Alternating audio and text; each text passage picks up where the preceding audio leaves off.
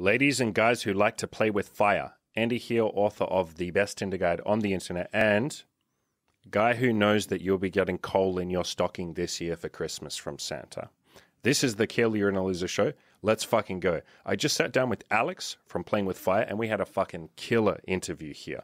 I had previously gone on his channel, and we did an interview about, sex, BDSM, threesomes. Today, I got him on this channel, on my channel, and it was kind of like a behind-the-scenes, behind-the-curtain look into who Alex is as a man, rather than, Alex the sex god or the texting guru or the, content creator YouTuber. It was a more like in-depth sort of interview into him as a man. And so I think you guys are going to get a lot out of this. It was a really fucking interesting interview. So those of you who know who he is, you're going to get some, sort of insight into who he is that you wouldn't have seen before or heard before. And those of you who don't know who he is, he's a guy with 80,000 fucking YouTube followers. So you're going to get a really, really, really detailed look into life as a YouTuber. And he's not a massive YouTuber by his own words, but he's a hell of a lot further along than I am. And so it was a really good sort of interview into, his growth as a channel, his growth as a person, what he's learned along the way, where he plans on going, how many millions of subscribers would satisfy him, if any. It's just a really good look into the life of a YouTuber. So you guys are going to fucking love it. Enjoy. Thought we'd dive in to some topics that maybe your audience hasn't fucking heard from you before, hopefully. Like overfishing. It's a serious problem. Yeah. I'm just kidding. Yeah. Let's go. Fucking talk about it. Tell me. It was like an inside joke in college because I wrote a paper on overfishing. So that was the running joke was oh, shit, here comes Alex talking about overfishing. Bro, did you go through that period when you're in college and you're all like, I'm going to change the world. I'm going to save the world. And then you get out of it and you're like, you know what? Fuck. I don't give a shit anymore. Fuck the turtles. I don't care about the environment. Was that you? Because that was me. I don't think I ever gave a shit. That's the only difference. You were cynical from the start. The rest of us had to fucking learn it. But yeah. Dude, on that topic, my first fucking question is, what is one thing your audience has no idea about you? Yeah, that's a good question. I'm pretty brutally honest. So I've shared everything. I'm trying to think. Okay. Go. I can give you suggestions. Okay. I think some of them know this, but it's not common knowledge. I'm a massive Game of Thrones nerd. Although, if you look at my tattoos, it's pretty easy to figure out. So I read all the books. Before, earlier today, I was listening to Game of Thrones theory on the next book. My dog is named after a Game of Thrones character. So I'm a huge Game of Thrones fan. I feel like you went the safe one. See, if someone asked me that question, I'd throw something fucking crazy out there. I'd be like, I don't know, I like getting fucking just pegged by a strap-on or something. Or I just want to get fucking, I just make up some crazy shit. I'd be like, I want to get fucking cucked by a black dude or something. You just throw something and then you're just like, I'm just fucking kidding. But they'll never. Yeah, I can't, I don't know. I don't really want to get fucked in the ass. I don't want to see a black dude fuck my girl. Yeah, I know. It's not a race thing. I don't want to see any dude fuck my girl. So just to be clear, it's not a race thing. But. I went on this fucking podcast. It was a sex stories podcast, and you would talk I went on there with my girlfriend Imogen, right? And we're talking about our sex life, threesomes, all that kind of stuff. And one of the questions they asked was how open is the relationship? And I was like, well, we fuck girls together. And they said, does your girlfriend fuck other girls? And I was like, no, she's not into that. And, it's not really my thing either.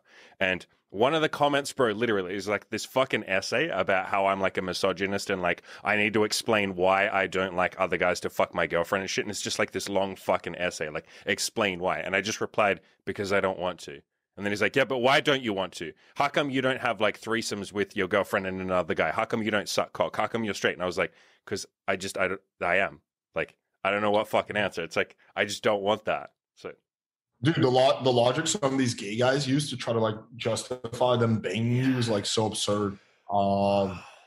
This kind of reminds me when I was I used to troll Reddit a lot, and there was this community there. I think it was swinger community or something like that. But basically, the premise was that it's for dudes, or I think it was a cuck community. Basically, the premise was you get your wife banged by another guy. And I've done that. I've been the guy that bangs other dudes' wives. Yeah. So I always get a kick out of that stuff. And there was this one. It was so funny because it's its own little niche. And there was this one guy, and I remember his username was Hung in LA 88, and he was a celebrity in that group. It was so funny the way some of these husbands would talk about it. last night we had the privilege of having Mr. Hung in LA 88 over as he made love to my wife. I was watching him. This is a real man. Like he was like a celebrity. They were like thanking, thank you so much for coming over and banging my wife and giving her the best dick she's ever had. She's been talking about you nonstop. And she can't wait till the real man comes over and fucks her again. Thank you, Hung in LA 88. He'd be like, you're welcome. It's like he's got like the best fucking Yelp reviews. But like, so I don't even know how, and like, fair enough, people are into different shit. Like, I get that. But for me, it's just like if you're into it as a kink, fine. I don't get how you can say the words like, you fucked my wife better than I can. Like, how does that not just make you go like, fuck, I need to improve my game? Like, I can't be sitting here letting someone else fuck my wife better than me. Like, how are you just okay with that? That's like saying I don't earn as much money as the next guy, or I'm shitter than the next guy. I don't know how you can, I don't know why you would be okay with that. It seems like giving up to me. Yeah, I could not get behind the idea of a guy fucking my wife in general, whether it's better or worse than me. Like, or my girlfriend. Let some guy, you wouldn't get an ego boost. Some guy fucks your wife and she's just like, that was shit, you're better. And you're like, yeah, fuck yeah, I am better. No, not at all. I would break up with her right away. No, I would not. Yeah, I'm not into the whole being cuck thing at all. I don't understand how some guys get off on that. I guess I'm just wired differently. But to me, like the idea of like, yeah. I suppose I'm like pretty open about a lot of shit, but like that is just like a hard no for me. Yeah. Yeah. But people, like I was saying before, I was making kind of a joke, but people do push this idea of like open-mindedness, especially in the sex community. Like, I know you're not hardcore into the kink community and shit. I know you do a little bit of BDSM, a little bit of rough shit and kinky shit, but people push this idea that like it's almost like they say if you have boundaries, that just means you're not open-minded enough and you haven't fully let go of all your insecurities and shit. I think they lose track of the fact that like some shit you're just not into. And they go like, oh, what's wrong with you? Like, what's wrong with Alex? He won't let another guy fuck his wife. And it's like, maybe he just doesn't want to. Yeah. I've heard that logic. They do it with like anything like, oh, do you let your girlfriend put a dildo up your ass? I'm like, no. Well, why? Are you insecure that you're going to come off as gay? You're insecure about being gay, aren't you? What if you like it? I'm like, yeah, no. I'm good on that. I'm like, are you, do you bang your dog? No. Well, are you insecure that you're actually into animals? Yeah. Like, yeah. Are you a pedophile? No. Well, are you just insecure that you might like a child? It's like, I know it's a logic that just doesn't make any sense, right? But people do that. Yeah, it's only on the gay thing too. Yeah. Well, no. Hey, that would have been taken out of context. I just said yeah when you said, do you bang little kids? I said yeah. So like, someone don't fucking clip that. I'm gonna edit that shit out. But yeah, it's a weird fucking rabbit hole that people go down when they think, and it's only on the gay thing. It's only on like anything to do with gay. They'll say like, oh, are you insecure? And it's like, no, I'm just not fucking into that. But any other topic, like yeah.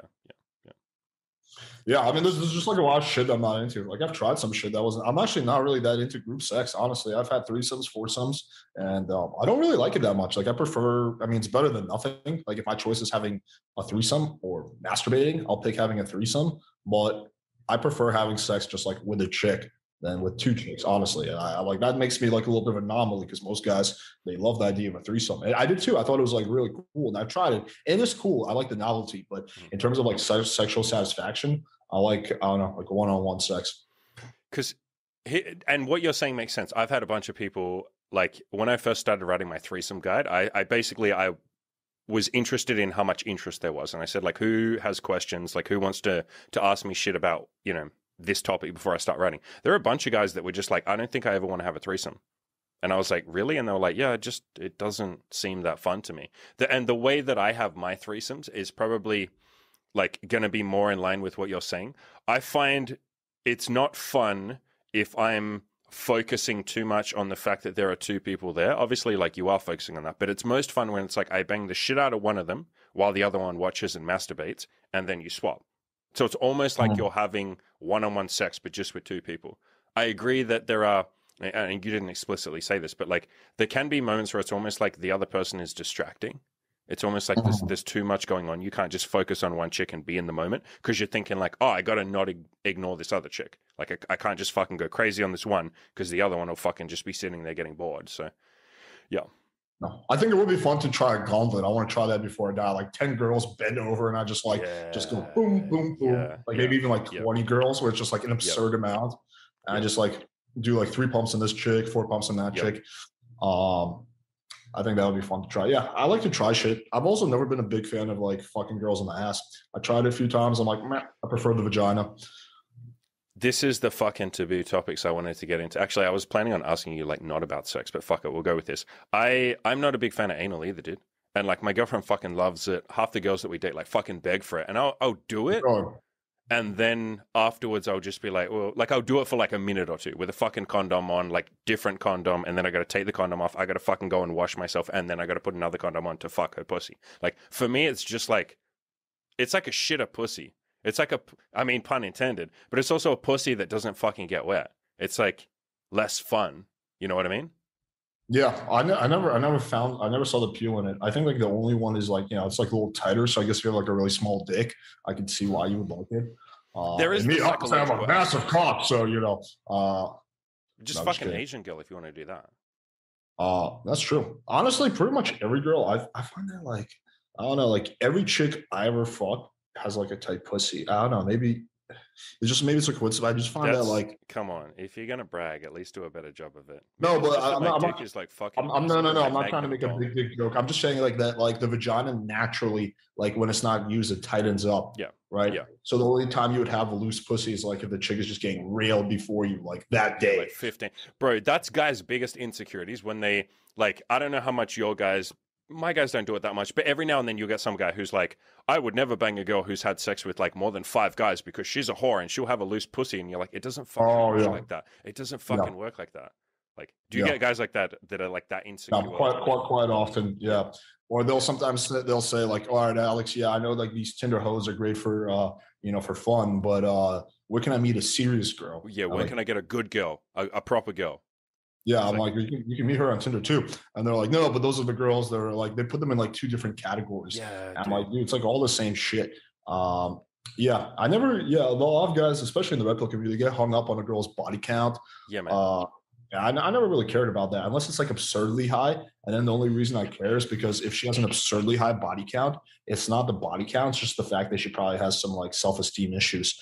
Like no chick fucks 400 guys and is like totally normal in terms of self-esteem. Like she's probably seeking validation and whatnot. But yeah, I never cared about girls' body count. And I've actually gotten some flack for that. I did a video with 33 Secrets or whatever. I think his name was Matt. And me and him had this debate because he was saying like, whoa, but like when you marry a girl who's been with 50 guys, I was like, if I was to get married, which is a big if, I don't think that I would weigh that against her. Like, yeah, but wouldn't you prefer a girl who had 5 partners? And I'm like, honestly, it doesn't really make a difference to me.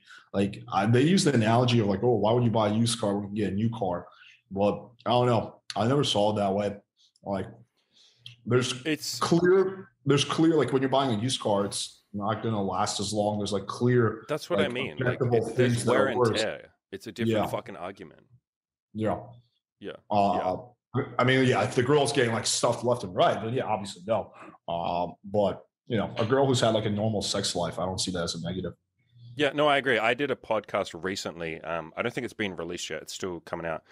Basically saying like, should you marry a fucking virgin to guarantee that she'll stay with you? Because that's like what the red pill says, right? Like they say, if you can meet a fucking virgin, she'll stay with you for life. That's like a guarantee that she won't fucking leave you. Or they say it's as close to a guarantee as you can ever get. And it's like, there are like 15 things that are more important if you're talking about a long-term relationship or even just like a decent medium-term relationship. There's like 15 things that I rank higher than her fucking lay count. Like, is she a decent person?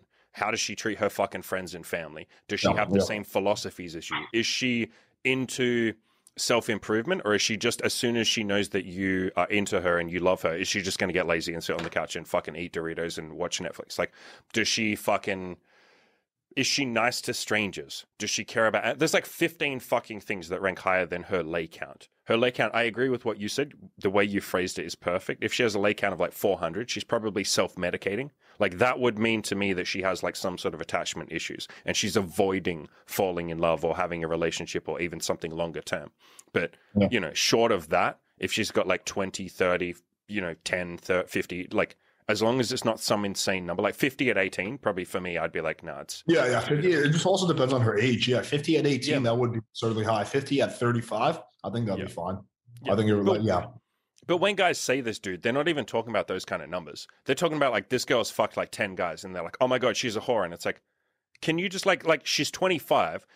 Think about it in your head. If she's slept with like 10 guys since she started at 18, that's like only slightly more than one a year. How is that a fucking slut in your terms? That's like a fucking reasonable. I would call that conservative. I'd be like, yeah, no, she probably had a couple of boyfriends, then she fucked a couple of guys at a club or something, and then she had a bit of time where she took some time off. It's like a weird, and it comes from a place of insecurity.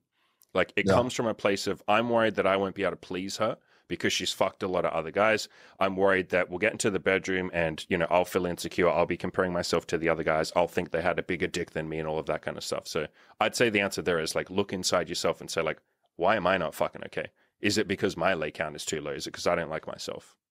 Yeah, what a lot of these guys also don't realize is that they're just seeking reassurance, and the girls will lie to them. Like, this reminds me of when I was like a little kid, and I used to like be really worried about dying. And before going to sleep, when I was like 7, I'd be like, "Grandma, like, they're gonna invent a formula that we live forever." And she'd be like, "Sure, sure, Alex." Like, she was comforting me. But like, that's not like. Well, I guess it could possibly happen in my lifetime, actually, with all the anti-aging stuff that's going on. But like, realistically, no. Like, they would just comfort me and tell me what I want to hear. It's the same thing with this. Like, you haven't been with that many guys. No, not that many. You're like the 30th. Yeah, like it's just like I see this. You are asking girls to lie to you when you're insecure about it. You're literally saying, "Can you lie to me?" And they were like, "Sure, okay, I guess I can lie to you, so you don't think I'm a fucking whore." And then I honestly think girls kind of exaggerate it anyway. Like even with like guys like me who don't give a shit. Like it just to me, I just don't understand how like all these chicks, I fuck them on like the first date, and yet their body count is less than 10. I'm the only guy ever, like I'm one of like 5 guys that's been able to bang them like this quickly. So I'm just like, yeah, I'm not buying it. I don't care though. I mean, you say that, but come on, you have to admit that the vast majority of guys don't really try that hard. I think you normalize it because you're in that world, and I am too, of like, I'm going to bang you on the first date. It's so fucking normal to you, but I don't think you see that the vast majority of guys don't do that. Like, right, and I get that. And some of the girls I banged, for sure, it's like it was like a crazy date, and I had to do like a lot of skill and took a lot of persistence. But I'm talking about the ones where it's like super easy, where the chick was just super sure. super down. Then I'm a little more straight over and required like no skill on my part. All I literally had to do was just now have some kind of like seizure when she came over, and that chick has been with like 6 guys at the age of 30. Yeah, I just don't buy it. Yeah, whenever that happens, I'm just like, why you fucking just tell me the fucking truth? Like, I don't give a shit. I've been with like 100 chicks. Like, fucking just tell me. And then I find that they're a little more honest when you say that. But yeah. I get a kick out of. There's been like a few chicks. One specific I remember who was like, you know, those like hot, young, whatever, independent chicks. And she's like, I bet my body count's higher than yours. I'm like, all right, let's bet on it. She's like, I've been with 70 guys. I was like, psh. I hit 70 when I was 22. Have you beat? She's like, damn. I'm like, yeah. Also, like, how is that a fucking, like, why is that the competition? Like, how is that her getting 70? I'm going to sound like a red pill fucking cynic here, but like, for the most part, a girl getting 70 is just like, say yes 70 times. Yeah, I know. I totally get that. Yeah. It doesn't require any skill to fuck a lot of dudes, but so it requires a lot of skill to fuck a lot of girls. Yeah, I totally get that. I don't remember how that one came up. Most girls would not like brag about it, but for whatever reason, she was. Let's say. But then again, go ahead. Finish your thought. I interrupted. No, I was gonna say, but in that situation, if I had like gotten either reactive, I was like, wow, 70, or I had like shamed her in any way, she would not have banged me that night. Like if I had reacted, like if I was like, wow, 70, really that many, that would have been the end of that. I wish I could get to 70. Mine's at 3. Will you be my 4th? Okay, my favorite you say that, but my favorite fucking joke when they ask those kind of questions is I'm like, I'm a fucking virgin, and I say it with a dead fucking straight face. Yeah, I do that a lot too. Yeah. I'm just a virgin. Like, you're gonna help me lose it tonight, right? And they're like, you're full of shit, and you're like, no, like legit. Like, can you help me tonight? I fucking love that shit. I convinced some girl that I was a fucking virgin. I don't know how you'd fucking be that dopey to believe that, but God bless her, like her little fucking soft heart. All right. Sometimes I pretend. One last thing on this. Sometimes I pretend like I'm a religious freak, and I'll be like, "Well, yeah, I'm a virgin because Jesus." And she'll be like, "What? You're religious?" I'm like, "Yeah, I'm super religious." And then like I'll like keep the joke going, and then like we start making. Yeah, I'm like, "Hang on, let's say a prayer." We can't do this. Yeah, we can't do this. Yeah. God, give me the strength to make love to this beautiful woman. That gives me a kick. All right, let's segue. All right, YouTube. I want to talk about YouTube. What is your Like, what's your fucking plan with your YouTube, I guess? Because this probably isn't a question that, like, your audience would like, it's not necessarily going to come out unless someone directly asks you, like, what's your mission with your YouTube? Like, why do you have a YouTube? What do you want from YouTube? How did you get into YouTube? All those kind of questions. Domination. No, I mean, I do truly want to grow my channel to get to like million of followers. I want to have like mainstream appeal. Like, I'd love to be able to get like A-list celebrities on for podcasts. Like, I would love nothing more than to get like Leonardo DiCaprio on for a podcast and ask him about all the chicks he fucks all in his LA. Fucking yacht game. I heard you fucking shitting on Fresh and Fit. I agreed with everything you said about like yacht game and all that kind of shit. You got to get like them and Leo DiCaprio and just like sell a book on like fucking yacht game. Yeah, for me, actually, yeah. I mean, I'm not. Yeah, I mean, if I had a shitload of money, I probably would buy a yacht. Like, I'm not gonna lie, but I just think it would be cool to have that kind of reach, or to have like porn stars, like mainstream porn stars, like chicks who I jerked off to when I was like 15 on my podcast, and then like pull some Harvey Weinstein shit. Well, no, I shouldn't say that because of the it's too soon. Pull some casting couch shit where like, all right, girl, you really want to get on this podcast? No, I'm just kidding. Sort of. Didn't you say you've done that? Didn't you say you've met some chicks or something from like through your YouTube channel? I have, yeah. I've never like leveraged my channel to get laid though. I've never been like, oh, you have to bang me to get on the channel. It's been like where the chick like reaches out to me and she's like, hey, I'm a fan, and then like we chat. I wound up like meeting, not often. It's happened only like 2-3 times. Yeah, that's cool shit, dude. I like that. So do you feel like this is going to be a question? I already know what you're going to say, but fuck it, we'll talk about this anyway. A lot of guys with the kind of content that we're doing, where it's like fucking blunt. You are fucking blunt, right?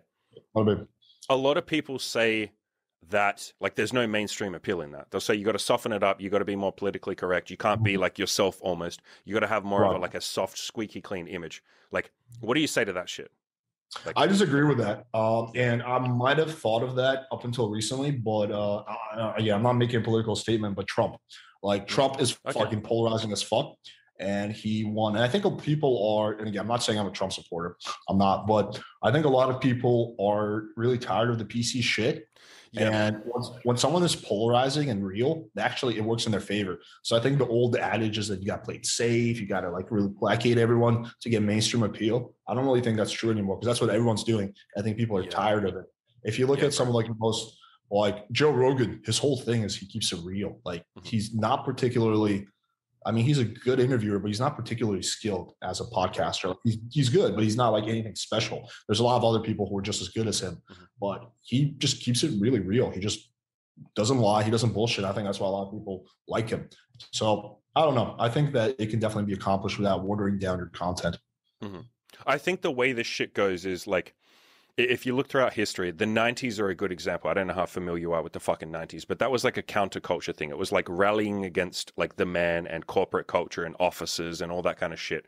I think we're going back through that again. Like, I think we're starting to get to the point where it's like, man, corporations kind of fucking don't give a shit about us. The mainstream media doesn't really give a shit about us. Governments don't really give a shit about us. Like, all of this political correctness hasn't really gotten us anywhere. Maybe we should try just saying not defamatory, but like, you get what I'm saying? Like, be deliberately like un-PC and see what that happens. I think people are like going towards, as you said, keeping it fucking real. If you just tell the fucking truth, I feel like that gets you very far, even if it's not wrapped up in a nice little bow. And what you're saying might offend some people. People are like, yeah, but he's speaking his truth, and I can respect that. Honestly, I would sort of disagree with that. I think majority of people are like living a charade. I see this with, like, for example, other people in the dating space, right? Or I can speak comfortably about, my niche, the dating space and the fitness space, because I'm like somewhat into fitness. And like the majority of people there are just living like a fucking lie. Like they're putting on a big charade, but they're not doing like most of the stuff. Like, like, oh yeah, just went on a healthy jog, like in the fitness space, and did my backhanded push-up. Meanwhile, like injected massive amounts of steroids. Nothing wrong with that, but like they're lying to their audience. Like with Fresh and Fit, getting laid through game. Meanwhile, like they get caught like banging a chick off seeking arrangement, like objectively most likely paying for it. So yeah, I don't know. I think most people are living a charade. But I do think that... But doesn't that just mean that there's more of a fucking like audience for the guys who want the truth? It's almost like you've niched down. Like your niche isn't necessarily texting chicks. It's like telling the fucking truth. being Yeah, blunt about I the do. fucking I do truth. think. Yeah, no. The less people that do it, the more I get an edge by keeping it Yeah, real. Because if yeah, everyone keeps it real, then there's nothing special about what I do. I may be like a better texture, and I may be like a decent presenter, but I'm not particularly a great orator to the point where that's like I can rely on that alone. Like a big thing that does give me an edge in my channel is I do keep it real, which a lot of yeah, for YouTubers sure, don't do, for sure, for sure. which builds me a lot of trust in my audience.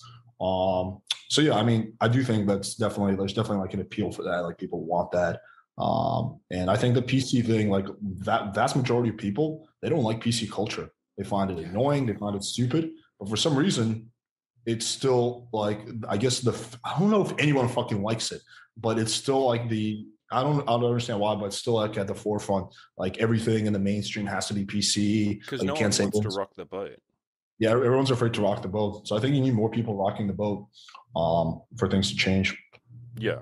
Yeah, and you know the way this happens, like someone has to be the pioneer. I feel like I'm not saying we're changing the fucking world or some shit, but obviously that's part of it sounds like that's what you fucking want to do. You want to get to 1 million subscribers. That's pretty fucking influential, but I feel like you do need like a couple of pioneers. You always need pioneers, and then your audience kind of follows and they go, okay, this guy doesn't seem to give a shit about political correctness. He seems pretty fucking honest with what he's saying. He's putting his face out there, he's putting his name out there, he's not afraid of getting doxxed or whatever shit. Like maybe I can do it too. And other people aren't necessarily going to go and start a YouTube channel, but maybe they're a little more brave and honest with their family about the fact they want to get laid. Or maybe they tell their boss to go fuck themselves or something like that. I feel like there needs to be a fucking pioneer first. And, you know, you kind of have because you have the audience, I won't say you have the responsibility, but I'll say you have a very good fucking opportunity to be like Yeah. the one paving the way. The big issue though is that ultimately it's a bit outside my control because YouTube could shut me down anytime. I know, man. Yeah. I think That's about the that scary sometimes. part. So I could be as brave as I want, but if YouTube decides that I no longer feel in with their mission, my presence is essentially gone.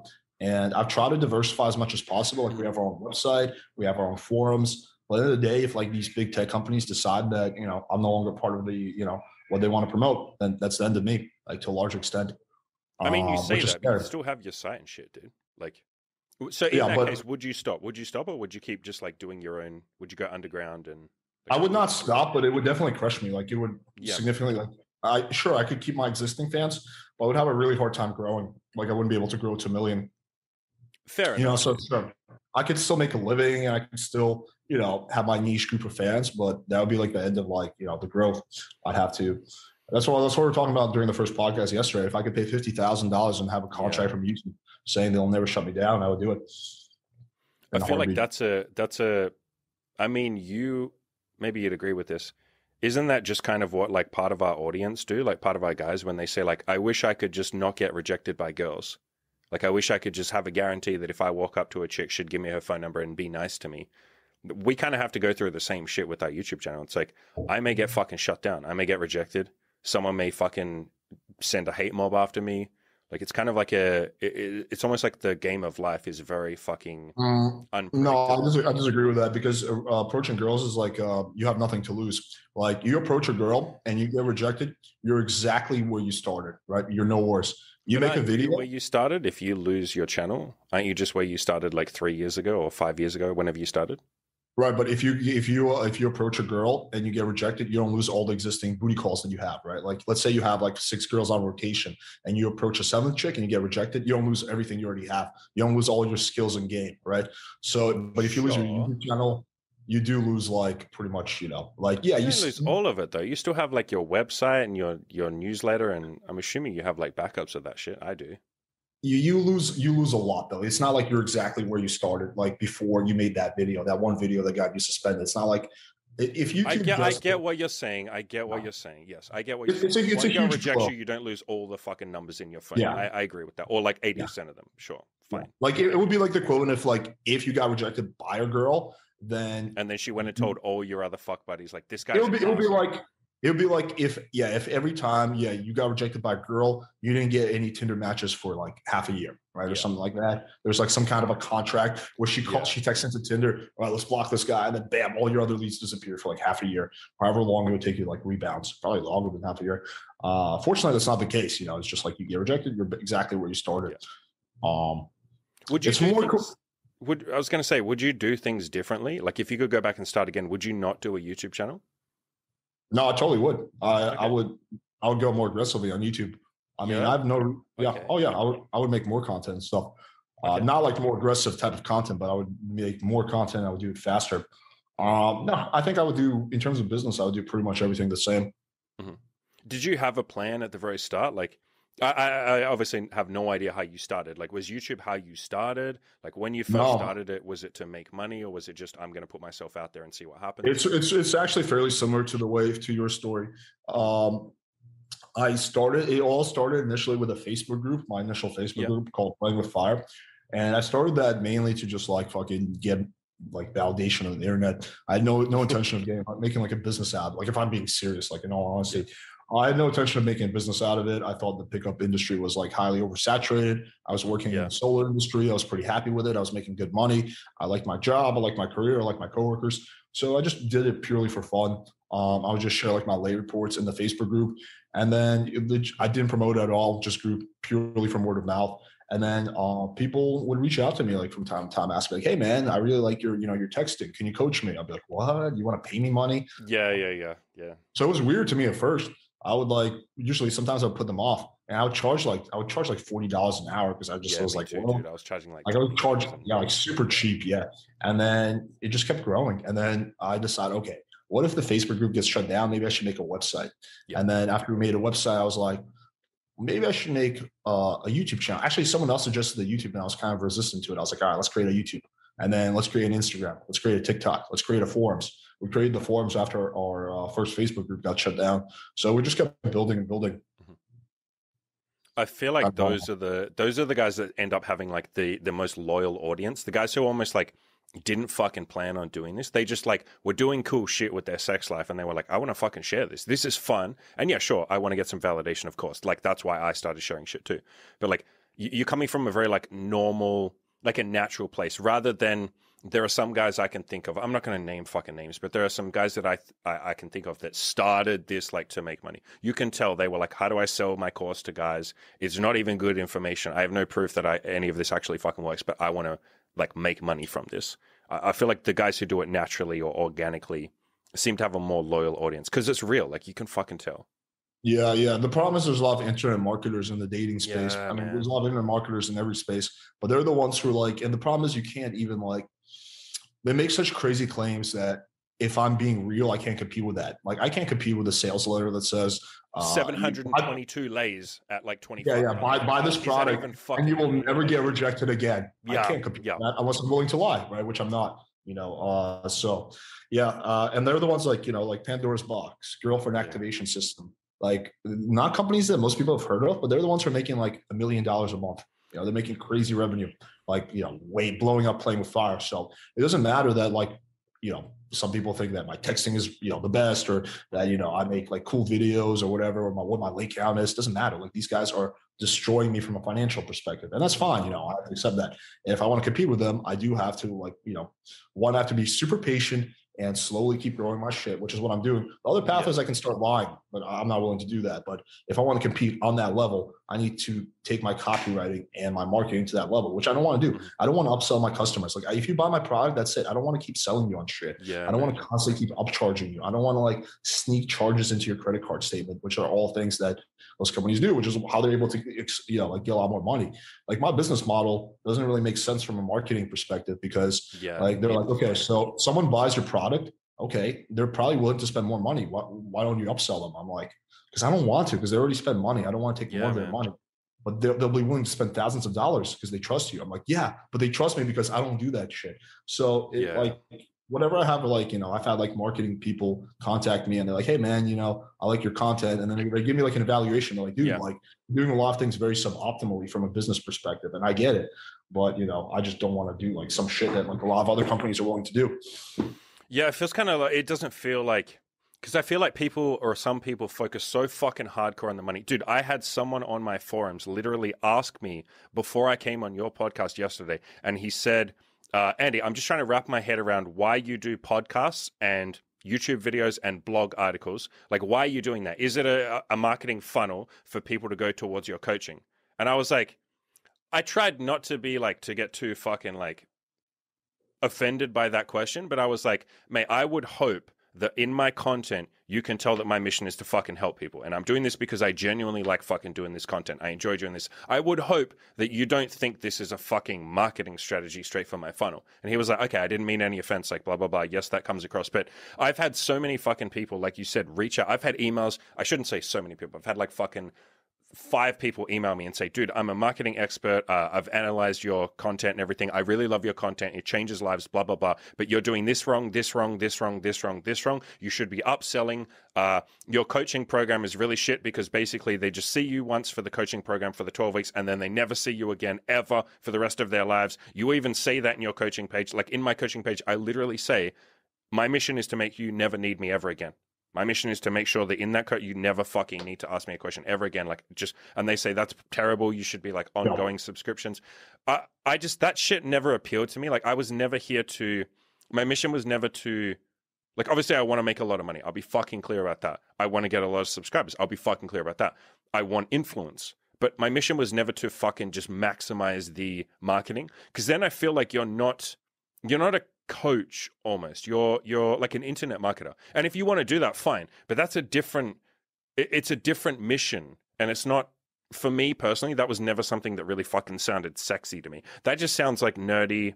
Again, I sound like I'm judging it, but that felt nerdy to me. Like marketing, yeah, never found sexy. No, I get exactly what you mean. I'm exactly the same way. I do also want to make money. Like I have no, I'll never deny it. I'm not like a communist, but like to me, that shit, I'll say it. I judge it. I think it's so fucking lame. Like when I see people who are like constantly like trying to sell their shit, like they can't even have like a conversation without like pitching. Yeah. Like, oh, by the way, sign up for my mastermind. Like I'm like, Jesus fucking Christ, like, oh my fucking Lord. I just found that shit lame, like in every YouTube video where they're constantly trying to sell you, like, I don't know. Like to me, that never appealed to me at all. Or like, like it's not I necessary. I have like a bunch of like, it's like, if even the basics of marketing, if you look at mine and your website, you will see that it's far from marketing optimized.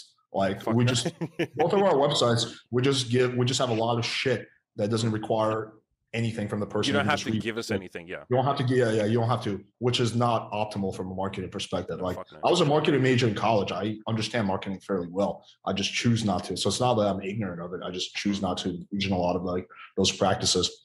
But yeah, I don't know. It never appealed to me to just like fucking squeeze every dollar out of my audience. Yeah. So it sounds like you do everything exactly the same as you has in terms of marketing. Like if you could go back, you wouldn't really change anything. In terms of marketing, no, nothing at all. Yeah. I would probably have gone more aggressive on YouTube in terms of like the amount of videos I make, and the amount of time I dedicate to it. Like I would have started TikTok earlier for sure, back when it was like first created. But in terms of like big changes, no, I don't think so. So selfish question, are you on TikTok right now? Because I have just started, literally this week, fucking around on there and messing around with that. Yeah. And I'm actually have most of my followers on, like I have almost 120,000 on TikTok. Okay. And I've been at TikTok for like 5 months versus I've been on YouTube for like 3 years. And I'm barely hitting 80,000. So yeah, like the growth that you can get at TikTok is like way faster than YouTube. Yeah. Do you edit the videos, the YouTube videos you do, like edit snippets and clips and stuff, or do you? No, I shoot new content, but it's like 30 seconds. It's super quick. Yeah. But I do try to. I want my content to be original, so I don't like the. I know a lot of YouTubers do this, and it's fine. I just don't like taking all the same exact stuff on YouTube and putting it on TikTok. Yeah, I don't know. I want to create like it's not new principles, but it is original content. Like the stuff I have on TikTok. Most of it you're not going to see on YouTube and vice versa, right? So same principles, but I talk about them differently. I try to, like my ideas on YouTube, I'm going to give you the full explanation. On TikTok, I'm going to try to give you that explanation as best as I can in 30 seconds, which means I will leave a lot of detail out. But if you want just like the very big picture overview of that concept, that's where you go for my TikTok. If you want the details and you want like all the examples, then go to my YouTube. So that's kind of how I mentally like justify it, I guess. Which is hilarious because like, internet marketers will tell you why that is the dumbest fucking thing ever. Like, because I'm wasting my time. Yeah, that like Gary V. his fucking thing is like whatever he calls it, multi-content, where you make like one piece of content and then you get your team to like edit it down to like an Instagram fucking story, a TikTok video, this, that, and the other. And it's like, I get the appeal of that, but that to me almost feels like you're just a content farm. That feels like you're a fucking corporate, like that doesn't feel like a person to me. I do the same. I do what you're talking about on my Spotify, my podcast, my Spotify fucking podcast. I have completely original content. It's like literally different to my YouTube channel. Because to me, I was like, for a while there, I was just copying them like on each other. And I was like, then why have the fucking Spotify? It's just the same thing in a different format. Like for me, I love the idea of you having different formats and then you working within that. Like when I write articles, it's a different expression. I'm going to sound like a fucking creative hippie or something, but it's like I get to express myself differently to a podcast where I'm just talking to the microphone and I can't see the camera. And then these interviews on YouTube are different content as well.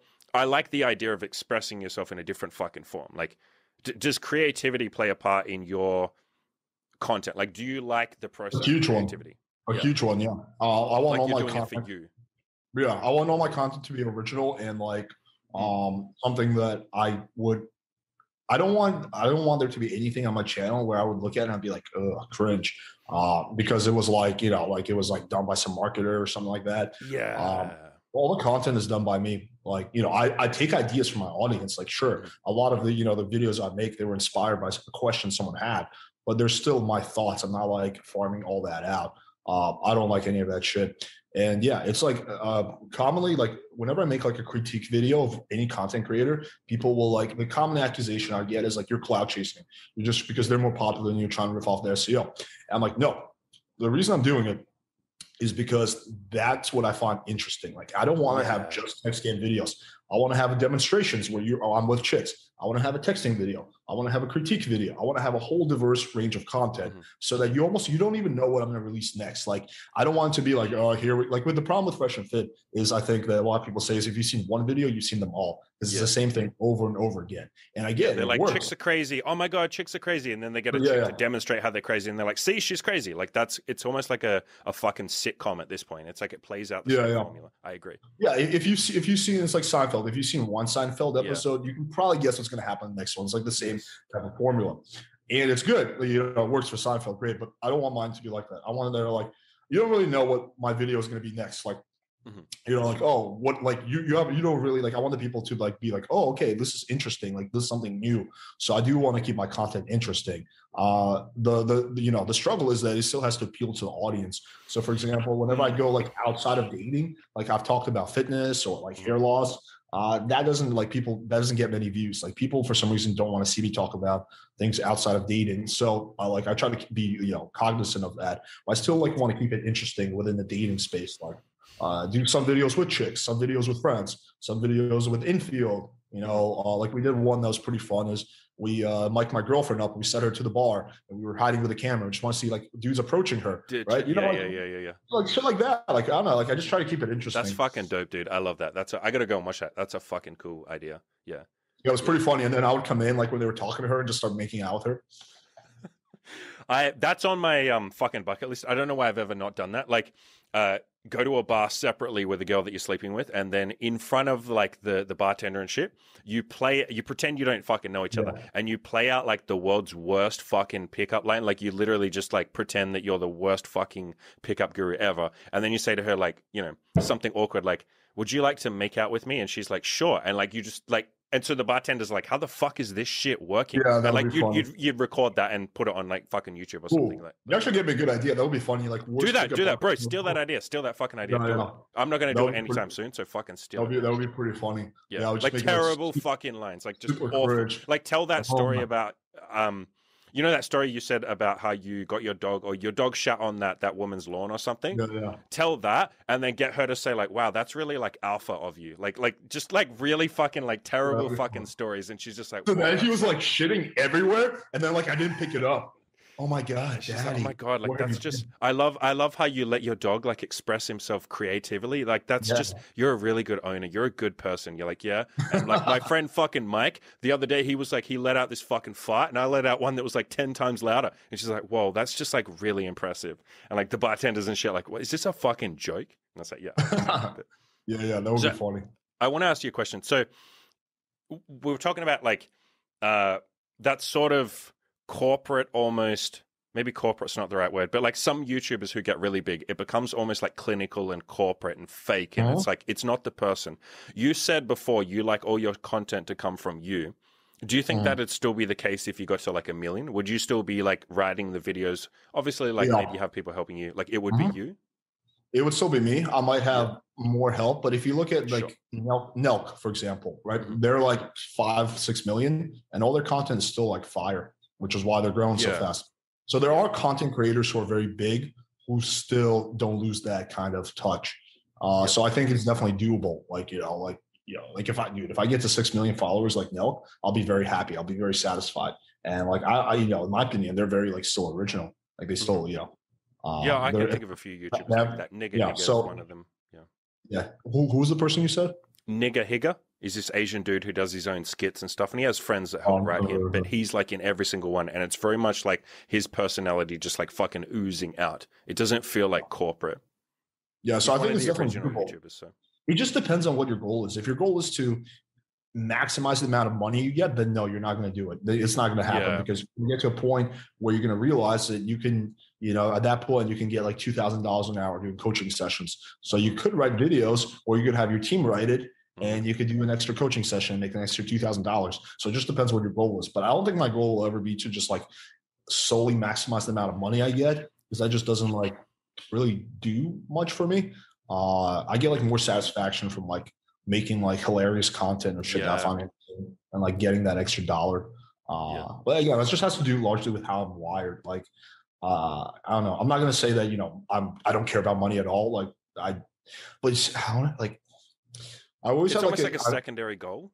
Yeah, it's like a secondary goal, exactly. Like, and to me, with money, it's more about like, I get much more satisfaction for being able to like buy my dad like a fucking Lamborghini or something like that. Like more of like I guess getting like the approval from the parents in some way, which I guess I've always had, but like kind of that than actually having a Lamborghini myself. Like I would be content with like a Range Rover, like a good car, but like not like a super duper good one.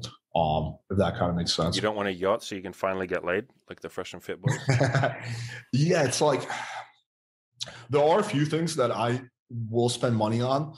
Like one of them is living, so I could see falling into that. Like I do have a nice apartment, and like I spend a good portion of money on that place, because for me, living and food, those are the two things. But like transportation, I have like a Mazda, whatever, like that I pay like $250 a month for. Like I don't like, I could afford a much nicer car, but I choose not to. Clothes, I order my clothes from Amazon. Me too. Like jewelry and stuff like that. I don't wear any of that. So in a lot of ways, I use like the same stuff I was doing when I was broke. It's only a few things like food and like living that I've upgraded since like making becoming more like financially whatever successful. So if you could do like on a similar topic of what we were talking about before, you're talking about. There are some times where you feel like you have to do certain amounts or certain types of content for your audience to like it. Like if you do a hair loss video, maybe it doesn't do as well. Is there any content you feel like maybe you're just not doing that you really fucking want to do? Like, let's say we could guarantee that a video you did got fucking, I don't know, 20,000 views. Like, would you be doing, like, what content would you be doing? Would it be different to what you're doing now? Like, you get to just do anything, guaranteed 20,000 views. Yeah, it's the reason there's some content I definitely want to make that I'm not doing, but the reason I'm not doing it is not because of my audience, is because it like for example, what I would love to do, like one video idea I've had is I want to take a chick who's very popular on Instagram and go through her DMs with her and show that live on air. That would be fucking amazing, man. Yeah. And that is like something that we have in the works. Like I do finally have a girl who said she's down to do that, and she's like somewhat popular, more than enough to like make the video interesting. But the reason I haven't made that video is not because of my audience, because I didn't have access to a chick who's popular on Instagram who's willing to share that. Right. Like, she's putting herself out there, right? Who's willing to share that up until recently, and like we'll see if it happens. I think it will. So I would, for example, I would love to do like a demonstration video with a porn star. So I did, how to physically escalate video. I wanted to do like a part 2 with a porn star. And I was in talks with one, I won't say her name, but we were in talks to make that happen. And then she kind of like dropped off. She went on a trip and then she like kind of disappeared. So like some of the really interesting content that I want to do, it's not because of the audience, it's because of other reasons I haven't been able to do it. And honestly, I think that part of the reason why I'm going so hard is I think cloud solves a lot of these It problems. opens up doors, man. Yeah. It opens up so many doors. Like there's some interviews that I really want to do that I would love to do more place, more dates. Yep. You But mentioned that to me yesterday. yeah, but to him, there's not enough of an incentive, and I see his point. It's nothing to do with him. It's not his fault. No, I get it. Like he's a busy guy, and my channel is 80,000 followers. It's not really going to do much for him. He'll get what, like 3,000, 4,000 followers out of it. Okay, that's not a big thing for him. That's like one video for him. But if I had like millions of followers, he would do the interview. Yeah. Like, right. And there's like a lot of other situations like that, like opportunities, like things that I want to do that I think are interesting that cloud would really help me to do, which is one of the reasons I'm like pushing so hard for it. Yeah, me too. Like, and money is exactly the same, dude. Like people say like, oh, what do you want to make money for? What is money? It's like, because it fucking opens doors. Are you kidding me? It's like you can do better content. You can go to different countries. You can experience different adventures. Like clout and money. Yeah, that's why we're doing this shit. I think the only time, like, you know how people say money, money doesn't make you happy. Money doesn't buy happiness. You know, clout and all that won't make you happy. I think when they're saying that, they're saying money and clout by itself won't make you happy. I agree. But the opportunities and shit it opens up, that's why you're fucking doing it. You're doing it to grow, to evolve, to like get to that next fucking level. Right now, you are sitting there going like, man, I wish More Plates, More Dates would fucking do a podcast with me. That'd be sick. The day that you get to a level where he goes like, yeah, fucking Alex, I'll sit down with you, dude. You're like, holy shit, look how far I've come. Like it means something to you. It's meaningful because you fucking had to grow to get there. So I never buy this argument that like clout and money is just like shallow. It's like, no, it's fucking not, because of who you have to become to get to that point. No, definitely I think cloud opens up way more than money does by itself. I think I agree. Fame and cloud opens up that's like a whole next level of like doors that can open. But yeah, I mean, I do think there's a lot of things that are not available to the average person that are available to people who have like, clout and status. And I would like access to those. And yeah. I mean, it's definitely cool. Like, for example, Austin Summers, right? Like I was a fan of his before I was starting my YouTube channel. I just like his content. And then when I was able to, get a following to get him on a podcast, and then like we actually became really good friends. Like he lives in Miami, we hang out and shit. Well, that was like really cool. Like, oh wow, like it's like a nice little stepping stone. Like someone who I used to watch. Now we're almost like peers. Yeah, man. Do you still look at yourself as like when you look at your channel or you as yourself, do you still see yourself as like a small YouTuber? Yeah, generally speaking. Yeah. I mean, I think the problem, this is like an issue of like my ex business partner. Well, he had many issues, but one of them was, when we hit like something like 5,000 followers or something, he was like, dude, we fucking made it. Like, look at these dudes on the internet. They think we're gods. And I was like, dude, like, we just got started. We're just getting started. I don't think we made anywhere yet. So it's just like, yeah, in my mindset, I don't compare myself to like other, like dating coaches or something like that. Oh, I'm more popular than 70% of other dating coaches. I compare myself to like much higher people. So my role models are a lot more higher. So by that standard, yeah, I would definitely consider myself in the early stages for sure. Like I don't feel like I've come anywhere nearly close to my full potential. Like not even close. I was going to say, are you happy right now where you are? I mean, like in terms of career, I'm pretty happy. I mean, I have other issues, but like in terms of like what I'm doing for work and stuff, yeah, I'm fairly happy. I mean, like happy. When I say that, it's like a vague question. Like, are you happy? Like, I literally mean that. And you know, when people are like, "Yeah, I'm happy," you're like, "No. Are you happy?" Like, I'm asking like that. Like, are you happy? I wouldn't say I'm happy, but I don't think it's a result of like playing with fire on YouTube. I think it's it's a long topic and we can explore it if you want. I don't think it will be that interesting, like because some health issues I have and whatnot. You say that, but like that's like the interesting shit. That is like a lot of what my audience fucking care about, like happiness. Yeah, I mean, I got okay. So the backstory is I got Lyme disease when I was 20. Oh fuck, man, Lyme disease is fucking brutal, dude. For anyone that doesn't know, it's like fatigue, like shit. Yeah, and like pain and anxiety, and you start feeling like you're going crazy, and you can't sleep, and you can't really eat. I got that when I was 25, and I've had ups and downs where like I feel better for a year, and then the last year and a half it like relapsed really hard again. So I've been going through like antibiotic treatment and like doing a lot of treatments for it and shit. So yeah, that's like a big part of the reason that caused me a lot of like unhappiness. But Mhm. aside from that, I would say I'm pretty content. Is that something that you feel like? Have you shared that much with your audience? I've talked about it. I just, Hmm. I'm not like shy about it. Like I won't hide it, but I just think it goes like a little bit outside the scope of like my channel. Like, Yeah, like you're like not going to about sit like there health stuff. complaining like every fucking Yeah, video. yeah, yeah. Yeah. Yeah. So I usually just like, yeah, I don't talk about it, but like when people ask me like, oh, like, well, how many supplements do you take? I'm like, I take a shitload, but like Yeah. part of that is because of Lyme. Like you don't have to take, all this. Like if you take all the supplements I take, you're wasting your money. Hmm. Like I have like a fucking infrared sauna in my bathroom, right? Like fucking, I spent $4,000 on infrared sauna. Like if I was an average person without like Lyme, I wouldn't have done that. Obviously, I Yeah. was like, for the average person, I don't think like that's necessary. So yeah, I think that's for me. That's like the biggest thing that like fucking causes me like whatever, negative emotions. But aside from that, I'm largely content. Yeah, Do but you? I feel. Go Yeah, ahead. you go. You go. No, you go. No, I was gonna say like I think I feel the happiest in. I try to be very self aware and like kind of Hmm. keep track of what makes me happy, what makes me Yep. feel sad, what causes me what emotions. And I think there's two things that have consistently made me happy. One is growth. Yep. So whether Yep. I feel Self like I'm improvement, growing, growth. Yeah. yeah. And the second one, where I'm doing things that previously I just didn't think I could do. And that could Yeah. be like physical, like, I'm like, oh shit, I can do pull-ups. I've never been able to do pull-ups in my life. Something like that. Or it could be, in terms of game. Oh, holy shit! I've never pulled a chick this hard Mm. before, or I never banged a chick this fast, or I've never done this. It could be in terms of business. Could be in terms of a lot of things. And the second thing is like flow states. So when Yeah. Yep. I'm like, get lost, like it could be like with friends, just like having a really good conversation with my friends, or doing a really good podcast, or having a really good workout to some extent.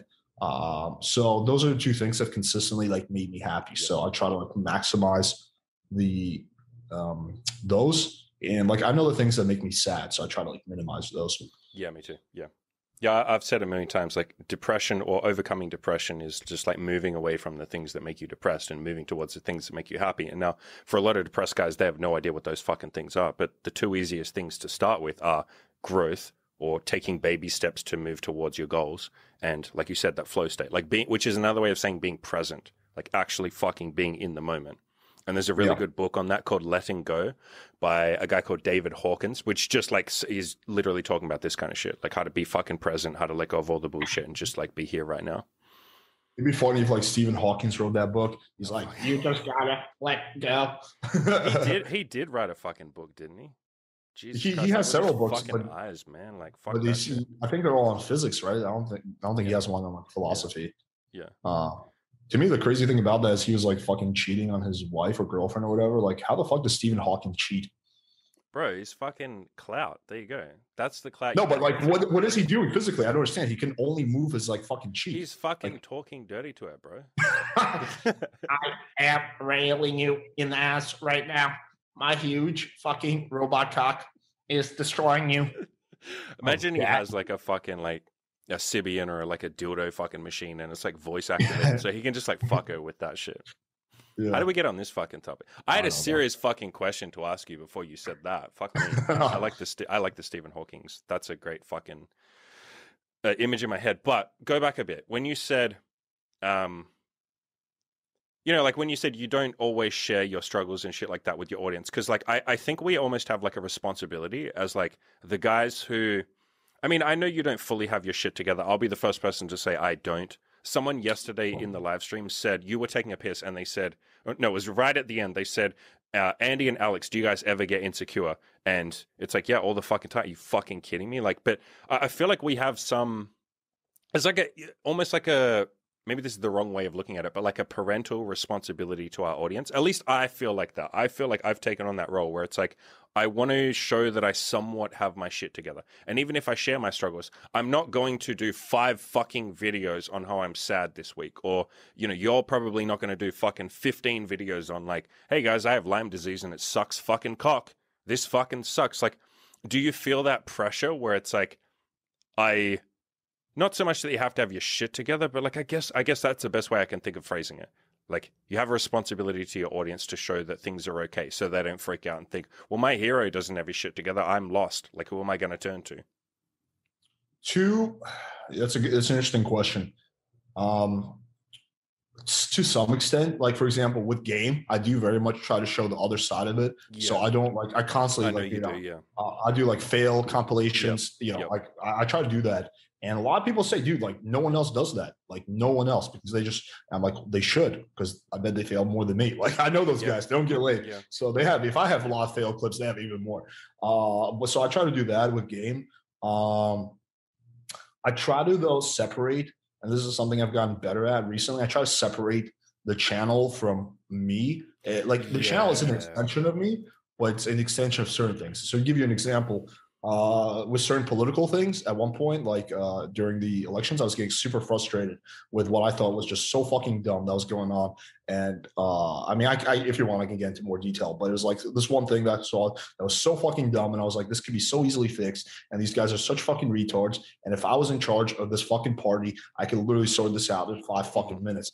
And I was getting so annoyed, and I was literally about to like, I had written up this like giant thing. I think I sent like a few friends or something like that. I purely wrote it up for fun of like my analysis of this like problem and how it can be solved. And I sent it to a few friends, and I was like, yo, I think this is pretty smart. And I was like, this goes to sharing it on YouTube. And I stopped myself. I was like, wait, no, like this is not a political channel. This is a channel on game. This is like outside the scope. Like I am blending too much my thoughts and feelings into this channel, which I shouldn't be doing. And I stopped myself. And I've gotten better at that over time. I used to be more prone to that when a channel was first created, to like these impulses. But now I try to like separate the two to like again, it's like the channel is still me. It's an extension of my personality. But it's only certain parts of it.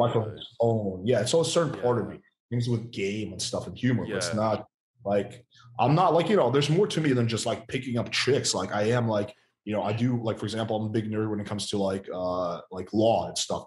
I watched, like the Kyle Rittenhouse case. I watched that in extreme detail with like the whole court hearing. Like I watched that 20 hours of that. I watch a lot of like, political stuff and like all that stuff. I just don't talk about it because it's not related to what I'm doing. Yeah. I think sometimes people just think that maybe I'm one-dimensional because that's what I talk about, but I'm not. But I just like force myself not to, do that. Would you ever start a second YouTube channel or like a podcast or something like that, like in the future? I might, if the Playing with Fire gets so big and there's something that's completely like outside that I want to do, then yeah, I probably would. Because like you already know that, like, I'm interrupting, but you already know that like a bunch of your audience come for you.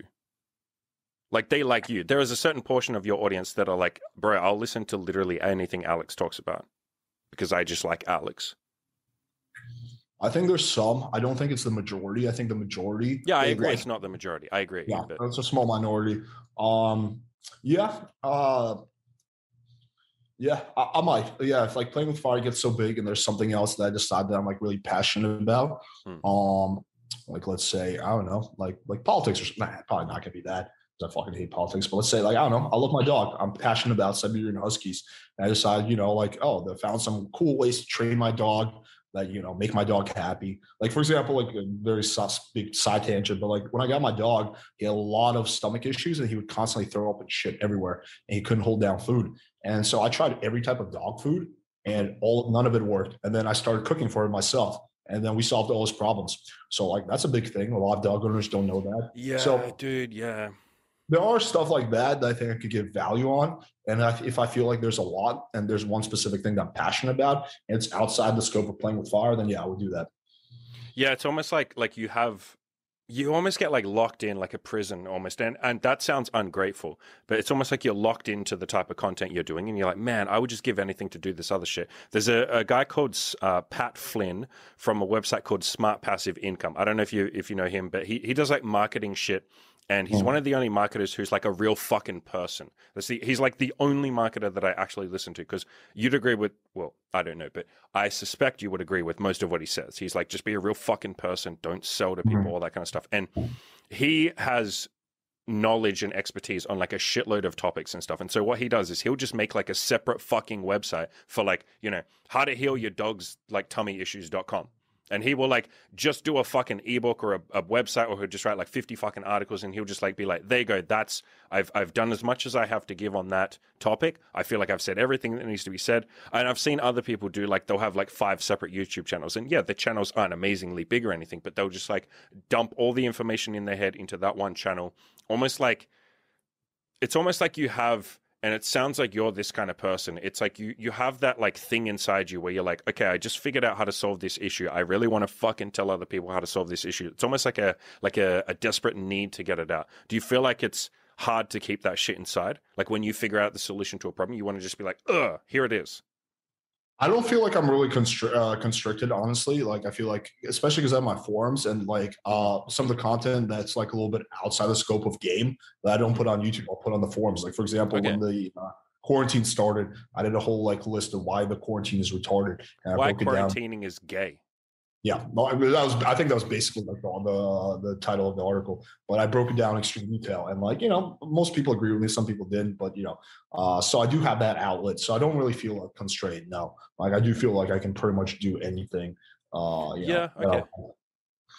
I mean, it helps the fact that like I'm like the majority shareholder playing with fire, so no one can like overrule me. I can like at the end of the day, I can do whatever the fuck I want.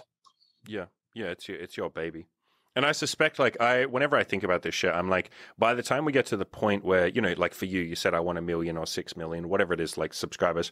I feel like by the time you're at that point, you have enough of an audience that they'll follow you wherever you go. They'll read like whatever content you do, even if it means you get 1/15 of the fucking, view count of another video. And I also think by that point, you probably don't care that much about the fucking view count because you're not in like that desperate's not the right word. You're not in that like growth phase. You're not like, I got to hustle and get to 1 million, because you're like, no, I'm fucking pretty happy where I am right now. It's like, I'd love to be at the point where Joe Rogan is. Joe Rogan can have literally any fucking body on his podcast. It doesn't even matter if it's like not the best podcast ever, because it's like, what do I give a shit? Like, I'm at the point where I've made it, so to speak.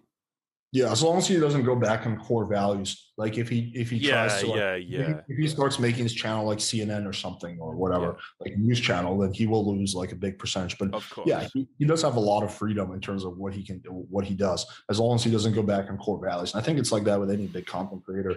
I think that like I'm trying to think of one example. Okay, like How to Beast, for example.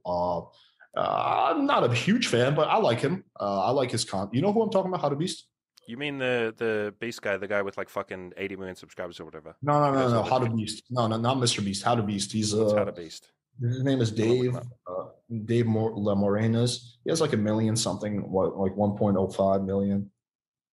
Okay. No, I haven't seen this guy before. So it's like fitness. It looks like fitness, self-improvement. Fitness, game, lifestyle. Yeah, I've been following his channel since like, he was a lot smaller. I don't remember exactly when, but way before 1 million. And I'm generally a fan. Like I like it. I like his shit. He's pretty straightforward. But I have noticed that like as he became more popular, he started really watering down his content. Yeah, to appeal to people. It's all gone like fancy edits and all that shit. Yeah. And there's like no substance to what he does. And it's all like clickbait titles now, like, oh, she said this, I did that, versus like initially it was like practical videos. And I do think that like I've seen other like one of his fans talk about like, like we don't support him anymore. Like we lost, like respect. So I think as long as it's like he became a YouTuber almost. And you know what I mean when I say YouTuber? Like that kind of cookie cutter, just like all the fucking thumbnails look the same as everyone else. Yeah. Yeah. And so I think as long as you don't do that, you can stay, you have a decent amount of like leeway and freedom. Yeah. It is one thing I've noticed on your channel is you do, what's the way of phrasing it? Like, it's very to the point, and half the time you're just sitting on your couch. You're like, you've got your fucking phone there. You'll show the screenshot on the screen, the text, and you're just like sitting on your couch chilling. It doesn't feel like, I know that you edit the videos and shit, but it doesn't feel like highly fucking manufactured. It just feels like Alex sat down today and decided to share this with you. And I know that behind the scenes you write you have notes and you know what you're going to talk about, and you've probably like half written a script or something, but it doesn't feel like that when you watch it. It feels like almost like a grassroots channel. Your channel, and I actually mean this as a compliment, and it may not sound like a compliment, but your channel feels smaller than it is. As in, your channel feels like what I would expect someone with 20,000 or 10,000 viewers to be doing on their channel, but you have 80,000. And I genuinely do mean that as a compliment. I see your point. And I think it feels that way because it largely is. Like, I do have like small notes, and like topics I want to cover, but I don't have a script when I do these videos. And I don't do like, I know a lot of YouTubers do different angles and different Yep. like, yeah, we have like cutting in and zooming. yeah, like we have like professional, like our cameras like $2,000. Like we have professional equipment. Like we're not using cheap shit, but I don't do like the fancy shit. Yeah. And I think there's a balance. Like I think that a little bit of that stuff is okay, right? I think that it's like if you get to, it's like more of the same thing is not always better. It can be worse. So Yeah, I do think I could benefit from doing a little bit more like cool, because maybe it'll make the video more engaging, but not at the expense of like watering down the content. That's where I feel like How to Beast went wrong. Is he got started getting really good with like the drone shots and like the fancy angles, and that was great. And the fucking music over the top, and yeah. But then at the expense of watering down the content, and that's why he like pushed that bar way hot. It needs to be like slid back in that direction. It's almost like all the time you're spending thinking about drone shots and camera angles and hiring another photographer and all of that is time you're not spending thinking of a cool idea. Like, what if we go to a bar and just say stupid fucking pickup lines and like the actual content that people think is amazing. Like the person, I guess you could say the biggest influence I had, or the earliest influence I had on making content was Chris from Good Looking Loser. And one of the things he said was the content has to fucking come first. His videos were like him talking to a fucking webcam. They're like dog shit quality. Like no microphone, just literally talking to a webcam. But you almost forget that you're watching a shitty webcam video because the content is just straight fire. You're like, holy shit, like this is what I needed to hear. Thanks, man. Like, thank you for fucking telling me this. It's almost like your older brother is just sitting down with you and explaining something to you. But I think if you get that like very manufactured, high quality YouTube look, and there's nothing wrong with that look, but a lot of the time they do that and they forget that like, wait, I'm supposed to be saying something here. Instead, they make it like, it's like putting a really fancy cover on a book and you open the book up and it's just like, there's no good content there. It's just like ramblings, but the outside cover looks fucking amazing. Yeah, for sure, man. And I think that, you start to focus on the wrong things and then you go down that rabbit hole and then maybe you're not getting the same engagement you was. And you're like, oh, maybe I need to up the production better editing. Value, up the production value. Right. And then you don't realize it's because it's the lack of content. And another thing is like, when it's like, if you're like How to Beast level, like if you want to make good content, like you've already talked about all the basics. So you need to constantly keep experimenting and amping the bar, which takes a lot of time. Like, for example, for me, if I want to make a really interesting video on texting, I need to actually text a bunch of girls because most of those won't go the way I want it to go. So I need to spend a lot of time behind the scenes doing the groundwork in order to have that one interesting video. Like in order to have like one good text game video, I need to text like 20 girls, right? Because one of those will go in the direction I want to go because I'm not manufacturing this, right? I'm not like scripting it. I had to do, when I wrote my Tinder guide, dude, I to get the screenshots that are in my Tinder guide, I had to like match with like fucking 150 chicks just to like get the screenshots that would prove my point. Like, yeah, I know exactly what you're talking about. Right. But just fucking fake a screenshot. Right, but that shit takes a lot of time, and like we all have the same amount of time in a day. And like a lot of these big YouTubers, like for example, again, like I don't want to pick on How to Beast because I generally am a fan of the guy, but like he's got a clothing line, he's got an app, he's got like all these partnerships. Like he's one person, he has only so much time in the day, so of course he can't be on his phone fucking texting 100 chicks or doing 100 different workouts or doing like all these experiments. Because he has to like ration his time. So it just becomes this like slippery slope where you start focusing on the wrong things and maximizing the profit and the fancy edits. And then there's you forget why you did it in the first fucking place, don't you? Like you just get lost. Yeah. That'd be depressing, man. That's got to be fucking depressing. Like for me, because you'd start feeling like now I'm just a whore chasing money. Like I got out of like I started this almost so that one of the appeals of starting this was that I didn't have to work a normal fucking job. Like part of why you do YouTube and help people is because you're like, are you kidding me? I get to pay the bills while helping people, while doing content, while speaking into a fucking camera. Like that's amazing. And I feel like you lose that if you start chasing money. Like now you're just working a job. That's a job. Like how's that different from a fucking job? Yeah. I mean, like one of the, in all honesty, like one of the things that I struggle with personally is unique content ideas that I haven't already covered. Because what I don't want to do is I don't want to regurgitate the same stuff over and over again. And I feel like maybe like a year ago, like I think it was like right when the pandemic started, I started hitting YouTube really hard. I started making like 3 videos a week. And I explained a lot of like the really advanced texting concepts. There's only so many of them. Like, I know. And then you just almost have to start making shit up at that point. Like you have to just like start really saying stuff that you don't truly believe in, and you're like, maybe I could, like, it's like drawing blood out of a stone or something. So I never did that, but what I started doing is I started covering all these like side niche topics that are maybe not as interesting as like, like for example, like I have a video on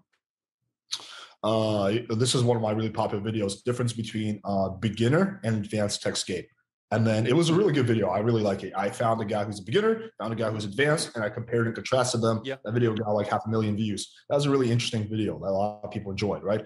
But like all those kind of like easy ideas like that are gone. So now I have to think of the more niche ones, like what, like, I don't know, I'm trying to think of, let me take a look at my channel and see like what are some recent ones. But it's like more like, it's not as like, I don't know, like how to spot a time waster. Okay, that's fine. That's fine. How to avoid getting emotionally attached when texting a girl. It's like a little bit more niche, like debates. Is game real? How much can you accomplish with a good game? It's not like as like. When you're saying that, do you mean it's like not something you're super passionate about? Like, is that what you're saying? No, I mean it's not like as applicable to the average person or as interesting to the average person. But don't you sort of have to balance that with, like you said, you're going to run out of shit that's applicable to the average person. At some point, you almost have to just start doing some of those like extra content. Yes. Like, yeah, exactly. You care about that. You enjoy doing that shit. And right. So that's kind of the situation I found myself in. That's like the challenge is like a year ago, I had like a fucking list of 50 ideas versus now sometimes I'm really straining to think of a good creative idea. Yeah, me too sometimes. Yeah, I know what you mean, dude. Having an audience fucking like have you considered just like doing a fucking video where you say, guys, give me your fucking ideas for videos?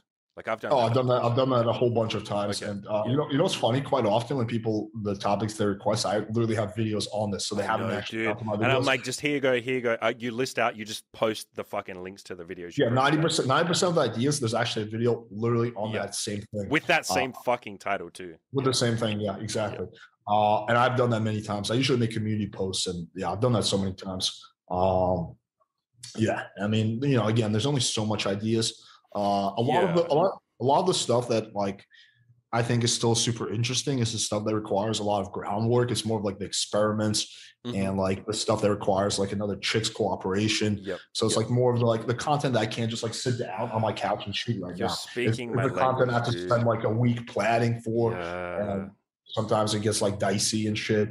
So it's like the more the more like kind of I don't know, like content that requires a lot more just like preparation, which I sometimes this is, I say you're speaking my language because this is the shit that I'm trying to set up where it's like getting chicks to come on my podcast, like chicks that we're fucking and just like talk explicitly. But like so many of them will say like, sure, I'd love to. And then you're like, okay, let's do it this Saturday. And they're like, I don't know actually how I felt. Like, what if my family finds out? What if this? And so it's like, I know what you mean. It's like, we've done it once. We've had one chick come on our podcast, but it's like really fucking dope content. And I got my audience to ask questions and they fucking loved it. But it's like, I know what you mean when you say like, that shit's just so hard to set up. Or like your porn star, stuff like that.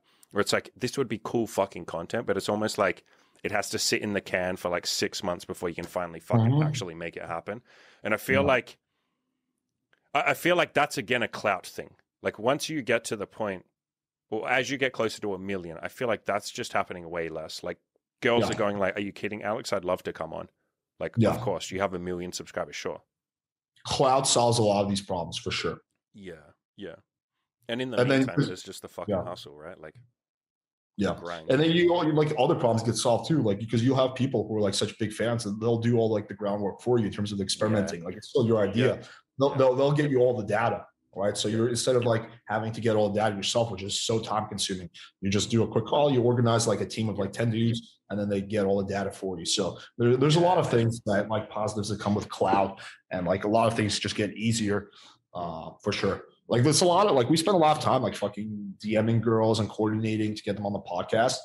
If we had 1 million followers, they would be DMing us. Like we wouldn't have to do any of that. Yeah. Like literally, can I come on your podcast? Yeah. Even stuff like, if I talk about, let's say I talk about something interesting, like I talk about fucking, I don't know, BDSM, and maybe I say girls who have I don't know, what's a fucking fantasy, a foot fetish or something. If you just have 1 million subscribers, you'll say that, and you could just have a casual throwaway. You could just say like, and by the way, if any chicks are into foot fetishes or whatever, just like leave a comment, and there'll be like fucking 10 comments, and you just DM all of them, and you're like, hey, do you want to come on my podcast? One of them will say, sure, done. Like, a lot of these problems, like you say, do kind of get solved. And that doesn't mean in the meantime we have to be fucking miserable and unhappy. And Right. that's why I said the answer is like you just have to fucking grind. Yeah. Yeah, It's for fun. sure. It's interesting that it still feels like a grind for you. And I don't mean that in a bad way, but I mean like you're not at that point yet. Because like we all compare ourselves to others. And, you know, me, I'm at like 1.6 thousand. I'm at like, I've just started, I'm just a beginner basically. And I look at you and I'm like, God damn, dude, to get to that level. And then you look at the next level and you're like, damn, to get to that level. Do you feel like there is some level that you would get to where you'd stop doing that? Or do you feel like there's always like the next level to get to? And is that even a bad thing or is it a good thing? I think it's a good thing because I think it's a good thing in a lot of ways because it motivates you to grow. And I think the people who become content with like early levels of success, they never grow because they're content. And I think always to take things to the next level, you do need to push. You know, like right now, for example, my YouTube channel is growing by 100, 150 subs a day. I don't have to grind to keep it growing by that level. I can just keep doing exactly what I'm doing, maybe even less, and it would still grow by 100 subs a day because of all the work I did. But if I want to increase it from 100 subs a day to 1,000 subs a day, I have to do a lot of work. Like I have to really grind, right? So, but then at some point, like 1,000 subs a day becomes too slow for your growth. Like you want to get to 10,000 subs a day, right? If you're trying to go from 5 million to 10 million, then 1,000 subs a day is actually pretty slow, right? You know, so it just depends on your level. Like when I was at, 200 subs, I would have killed to grow by 100 subs a day. I could double my sub count in 2 days, right? But at where I'm at now, 100 subs a day is like super slow to me. 1,000 subs a day, that sounds fucking awesome. But if I'm at 5 million, that's super slow. So it just becomes, like it's a matter of comparison. Yeah, in terms of the point, I don't know. Like if I hit like 10 million subs, I think I would be like, all right, this is like I've hit the cap. I think like I think like once I hit 1 million, it'll definitely like slow down a lot because that's like the first, like my first goal is 100,000, then 500, and then 1 million. I think after 1 million, it would like slow down a bit. But then again, I'm like friends with some content creators who are at 1 million, like Jesus. He's like 1.5 million. And me and him talk fairly often. He was like telling me, he's like, dude, like, he's like, I'm a little jealous of you. I'm like, why? Like, you're way more popular. He's like, yeah. He's like, but like, I don't grow as fast anymore. Like, my growth is very slow. He's like, I'm looking at some of your numbers and like, so it's like these little things. So, I don't know if that point will ever come. Maybe I think it will now, but then maybe it won't. Maybe once I hit 1 million, I'll want 5 million or 10 million. I look at like what's his name, PewDiePie or whatever. What's that? PewDiePie. Is that like 150 or something million? Like I wonder, like is he still motivated at this point? Like what motivates Bill Gates? What motivates like Mark Zuckerberg? Like like that point, what motivates you? Like I know Elon Musk wants to get to Mars. Okay, that's an easy one. But like those other guys, like like Mark Zuckerberg, what motivates him at this point? Like I don't know. I feel like you just do what you have always done. You set the next goal. It's like there was a time when you were a fucking virgin and you would have said, my life is complete and perfect if I can just get laid. And you do it and then you're like, oh, that was amazing. Okay, what's the next goal? So I feel like, as you said, there's never really going to be a day where you sit there and go, I've done everything. I'm happy with everything. Everything is perfect. Because at that point, that just sounds like fucking depression to me. And I think you got to be clear and say, that doesn't mean you're unhappy because you're only at 80,000 subscribers. You said before, like, I'm happy. Apart from my fucking health issues, I'm happy. But it does mean that you say, like, where am I going to next? Like, you never want to just sit there and go, I'm going to stay here forever. Because that's depression. That's like, what the fuck is the point of getting up in the morning? So I think you just set the next goal and you fucking go for it. Sure. I mean, you do get a point of kind of like diminishing returns. Yeah. Because if you go from like, let's say you go from making 100,000 a year to making 1 million a year, that's like, there's like practical reasons why that would be awesome, right? If you go from making 1 million to making 10 million, there's practical reasons why that would be awesome. But if you go from making like 100 million to making 200 million, like what practical benefits does that give you? Nothing really at the end of the day. If you go from like 20 million to 40 million, what practical benefits does that give you? Nothing really. Like you have enough clout at 20 million subs to get anything you want, and you'll have that amount of clout at 40 million. Aside from winning like maybe some kind of like award or something, and like which is going to be very meaningless at that point. Yeah, because you've already won it. So I don't know. I do think there's a point, but then you got to set your goals. You got to set different goals. Like that's so aside from say, you got to like move money, sideways. That's I think why Bill Gates has gotten so into like the doing all the philanthropy stuff because he like the money stuff just bores him at this point. Yeah. He's just making an extra $1 billion is like whatever for him. Oh yeah, for sure. That's a fast track to depression. Just picking one goal that you don't actually care about. That you may as well just have no goals and sit there in a room and just fucking be sad all day. Yeah, you got to move sideways. So I always say that you got to move to like the next goal: fitness. I don't know, giving back to the community, a different YouTube channel, helping other people start a YouTube channel, traveling around the world, making friends.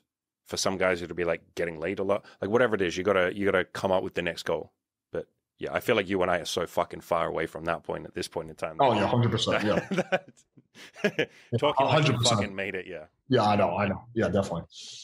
Yeah. All right, let's start wrapping up. What is your? This has been a fucking amazing conversation, dude. Like, I'm glad we took it the way that we did, like the direction we did. Yeah, dude, it was definitely an interesting discussion. Definitely different than most of the podcasts I do. Good. That's exactly. I said to my girlfriend this morning, I want to ask him questions that his audience wouldn't have heard of, like him answer before. So that was my fucking mission. But what's your best piece of content? Like your one best content, because that's what I link to. I never just link to the person's main website. I'll do that as well, but I like to link to like whatever you say is the best thing for my audience or anyone else who's never seen you to go and look at. That's a good question. I would have like top 5. It's hard for me to pick like you cheating fuck. You got to pick one. All right, that's like if you say like who's your favorite child and you're like I love all my children. It's like you love one more than the others. So some of them are different. It just depends on what you're looking for help with. But I would say I have a video. I'll remember the name, but I think it's like the fundamentals of text game. And I break down all of text game into 5 easy, digestible steps, components. That's it. And I like that video a lot because I think I take something that a lot of people overcomplicate and make it very simple. So that video didn't like potentially, perform like super duper well or anything. It's like not in my like top 20, but that's like my personal like video that I'm proud of because I just think like, wow, yeah, like, a lot of guys really think text game is like so fucking complicated. Yeah. And like, I can explain you the core fundamentals in like 12 minutes. So I like that one personally. Okay. I'll be nice. Do you want to give a couple more? I like one. I have 5 steps to setting up a date. I think I break down closing really well in that one with a lot of examples. I like the beginner versus advanced text game breakdown. That's a good one. I think that like really breaks down the difference between guys who have mastered texting and guys who are just starting out. I guess you need something on photos. Actually, with photos, I like an article that I have on the website. It's the first photo guide I've ever written. And I really, in that article, break down everything you need to know about getting a good photo for Tinder with examples. That's an article that I always like when people are like, oh, dude, how do I get a good photo? I always link them that article, even though I have like so many more that are like more advanced. I always like, if they're beginner, I always link them that one. So what's that one called? Because I'll write it down so I don't forget. It's like the beginner, and I can send you all the stuff, but it's like the beginner, the Tinder beginner photo guide or something like that. Yeah, it's on the Playing Fire side. Yeah, I mean, I have like all kinds of shit. Like I have one that's like, this is a pretty cool one. How to text a hot party girl. I have one of me like banging a chick who was like, told me that she's a prostitute and that she charges for sex. I was able to turn that around and bang her for free. Nice. That was like an interesting one. I don't know. Like I like to keep it interesting. So I have like a lot of crazy layered reports where like, fucking everything was up in the air and the chick Those was are like, the most fun.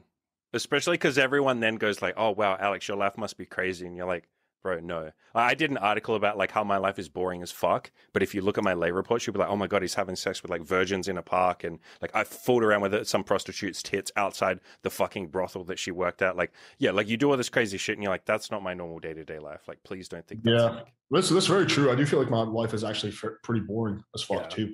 Like if you look at my like day-to-day, it's not that exciting at all. Yeah. Like what the fuck did I do today? I fucking went to Walgreens, went to Starbucks, fucking called my dad, talked to him for an hour. Yeah. Did a client call, answered some questions, did a podcast. Like I haven't done anything exciting today, Yeah. you know? But Like, in your audience's mind, they're like, yeah, but I bet when he went to Walgreens, he fucked like 5 girls in the dairy aisle, and then like I bet he like banged some bitch in the freezer, and it's just like, no. like, and someone's like following you around with a camera. Like when you get famous enough, someone will follow you around, and be like, look, here's Alex, and they're filming you, and they're like, he's gonna hit on that chick. Oh wait, he didn't. Okay, no, he's gonna hit on this next chick. Watch, and it's like you're just shopping and like doing normal shit. And they're like, when's he gonna fucking do the crazy shit? And it's like, how many times are you gonna listen to Game of Thrones theories? For God's sakes, listen to this audiobook for 10 times.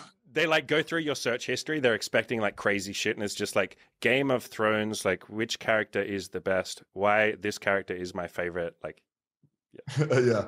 It would be super boring. Like, sometimes, dude, it's funny that you say that because sometimes when we, like in the TV, you can see the Playing with Fire logo. It lasts like 2 hours, and then after that, it like clicks off it, and then it just goes straight to like fucking hardcore like gay porn, like guys like pegging each other in the fucking asshole, guys cucking each other.